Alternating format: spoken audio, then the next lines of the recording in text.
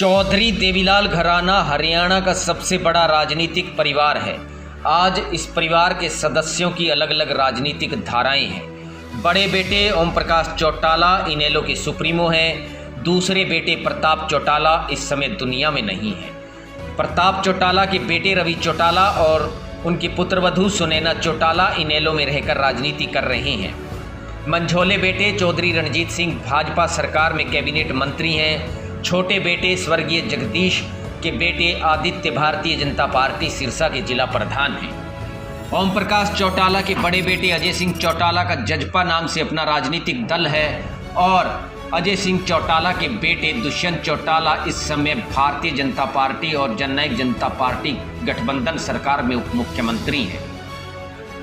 पर अतीत के चुनावी पन्ने खंगालें तो न केवल देवीलाल परिवार के सदस्य अलग अलग राजनीतिक दलों में हैं, बल्कि कई बार ऐसे मौके भी आए जब पारिवारिक सदस्य ही एक दूसरे के खिलाफ चुनावी दंगल में आमने सामने हो गए। साल 2000 में प्रदेश में विधानसभा के चुनाव हुए। रौड़ी से इनेलो के उम्मीदवार थे चौधरी ओम प्रकाश चौटाला। उस चुनाव में अपने भाई के सामने चुनावी ताल ठोक दी चौधरी रणजीत सिंह ने। चौटाला चुनाव जीत गए। चौधरी देवीलाल के दोनों बेटों चौधरी ओम प्रकाश चौटाला और चौधरी रणजीत सिंह में राजनीतिक दरार कैसे पड़ी, दोनों की राहें कैसे जुदा हुई और बाद में दोनों ही एक दूसरे के खिलाफ चुनावी दंगल में क्यों कूदे, सियासी किस्सों की सीरीज में आज वो पूरी कहानी। दरअसल चौधरी देवीलाल आज़ादी से पहले राजनीतिक रूप से सक्रिय हो गए थे। 1938 में चौधरी देवीलाल ने अपने भाई साहिब इब्राहिम को सिरसा से उपचुनाव जितवाकर विधायक बनवाया। खुद चौधरी देवीलाल 1952 में सिरसा से पहली बार विधायक चुने गए। कुल मिलाकर चौधरी देवीलाल 7 बार विधायक बने, 2 बार उप प्रधानमंत्री और 2 बार मुख्यमंत्री बने।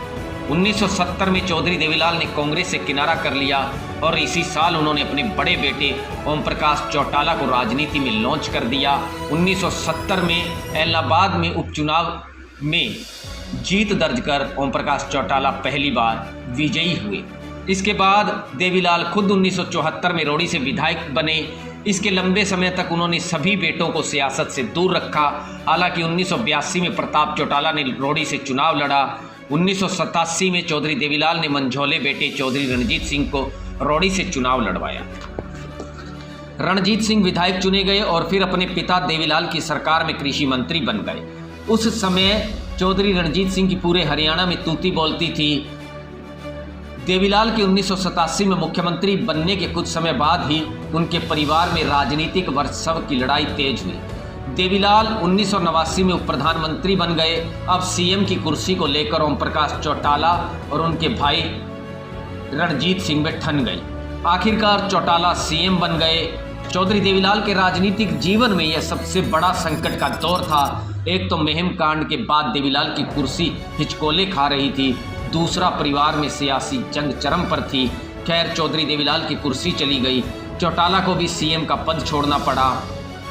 इसी बीच 1990 में चौधरी देवीलाल ने अपने छोटे बेटे चौधरी रणजीत सिंह को राज्यसभा में भेज दिया। 1992 तक चौधरी रणजीत सिंह अपने पिता के साथ रहे और फिर कांग्रेस में चले गए।